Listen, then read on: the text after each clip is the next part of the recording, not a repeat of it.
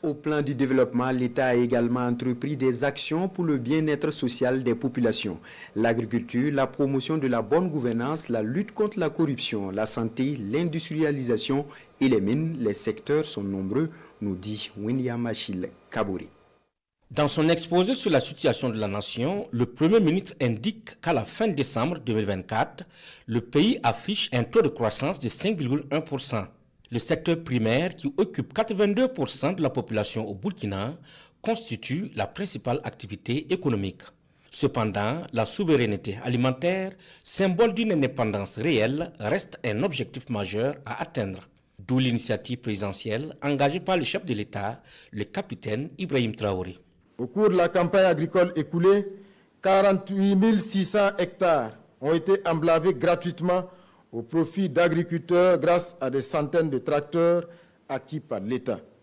Tous ces efforts conjugués ont permis une production record de plus de 6 millions de tonnes de céréales enregistrées au cours de la campagne agricole écoulée contre 5 millions de tonnes la campagne précédente. Quant au volet bonne gouvernance et lutte contre la corruption, les dossiers pendants en justice, la fraude et toutes les formes de pratiques illicites, l'incivisme, la corruption, sont des sujets qui ont fait l'objet d'une attention soutenue du gouvernement selon Rim Talba, Jean-Emmanuel Ouedraogo. L'exécutif s'est investi dans la recherche de solutions pour la réduction du train de vie de l'État, la lutte contre la mauvaise gestion et la sauvegarde des intérêts de l'État. Dans le secteur de l'industrie, l'ambition de faire de l'État un promoteur du développement a conduit le gouvernement à entreprendre la reprise du contrôle ou la création de certaines unités industrielles. La reprise du contrôle et la restructuration de la société Brafaso, qui ouvrira ses portes dans les mois à venir, ainsi que la minoterie du Faso, la création de l'unité industrielle textile des forces armées nationales, Tex Force BF, et des sociétés Faso Pharma, Faso Rail pour la fabrication sur place des rails. La prise de participation de l'État dans des entreprises stratégiques comme la société burkinabé de tomates, la centrale d'achat des médicaments essentiels génériques CAMEG, la société Faso Tomate. La nationalisation de la SN Sosico, de la société de fabrication d'aliments pour bétail et de la société de production de lait et de produits laitiers. Pour ce qui est du secteur minier, le gouvernement a poursuivi les efforts en vue d'accroître ses retombées en faveur du peuple. Le nouveau code minier prévoit désormais une participation des droits de l'État dans les capitaux des sociétés minières à hauteur de 15% avec, en plus, le droit pour l'État et les nationaux de souscrire à titre onéreux une participation supplémentaire d'au moins 30% au capital des sociétés d'exploitation minière. Le gouvernement s'est engagé à réussir la transition digitale et à faire du numérique un levier important du développement socio-économique.